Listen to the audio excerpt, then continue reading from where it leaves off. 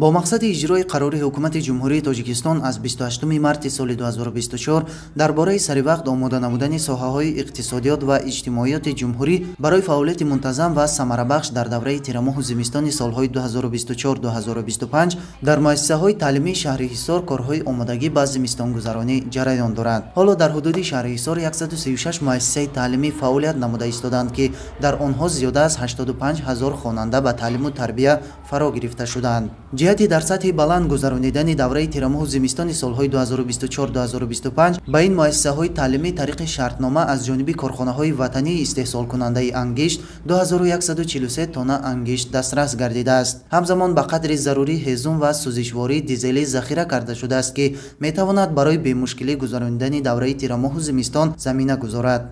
در شهر حصار با امروزه 136 مؤسسه تعلیمی با جلب زیاده از 85,000 کودکان با کار تعلیم تربیت شروع کرده است.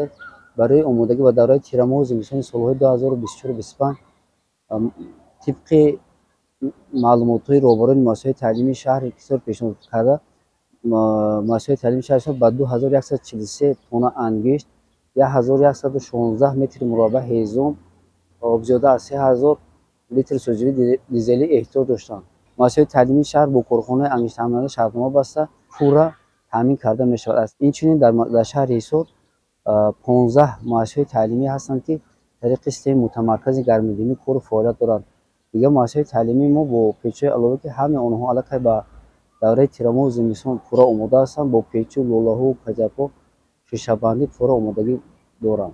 طبق اطلاع مسئولین کارهای آمادگی به زمستان‌گذرانی از جمله نصب و وصل پیچ‌های علاوه لوله و کجک‌ها هنوز ادامه داشته موسم گرم‌دهی از نیمه دوم ماه نوامبر آغاز کرده می شود. در مؤسسه تعلیمی ما سیستم مرکزانیده شده گرم‌دهی یگانه فعالیت می‌کند. برای زمستان‌گذرانی سال‌های 2024-2025 مؤسسه آمادگی جدیدی دارد.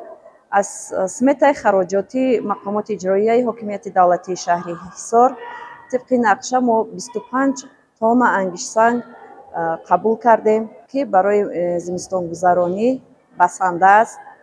در مؤسسه برای زمستان‌گذرانی عین زمان 10 کوب هیزم وجود دارد. آینه‌بندی باشد 100% اجرا شده است.